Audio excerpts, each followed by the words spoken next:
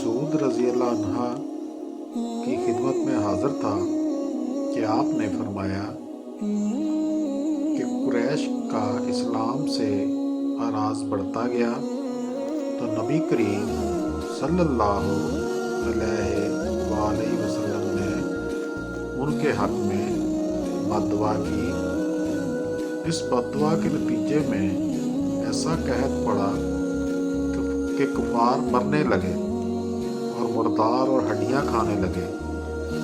آخر ابو سفیان آپ صلی اللہ علیہ وآلہ وسلم کی خدمت میں حاضر ہوا اور عرض کیا، اے محمد صلی اللہ علیہ وآلہ وسلم، آپ صلہ رحمی کا حکم دیتے ہیں لیکن آپ کی قوم مر رہی ہے، اللہ عز و جل سے دعا کیجیے۔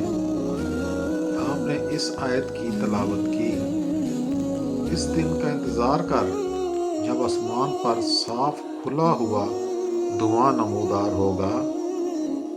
العلیہ خیر آپ نے دعا کی، بارش ہوئی، قحط جاتا رہا، لیکن وہ پھر کفر کرنے لگے۔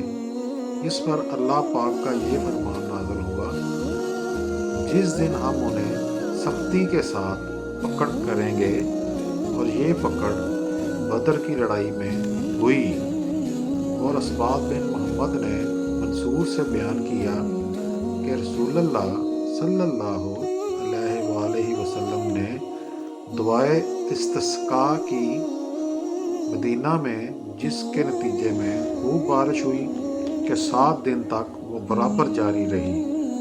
آخر لوگوں نے بارش کی زیادتی کی شکایت کی تو حضور اکرم صلی اللہ علیہ وآلہ وسلم نے دعا کی کہ اے اللہ، ہمارے طرف مجمانت میں بارش برسا، مدینہ میں بارش کا سلسلہ ختم کر۔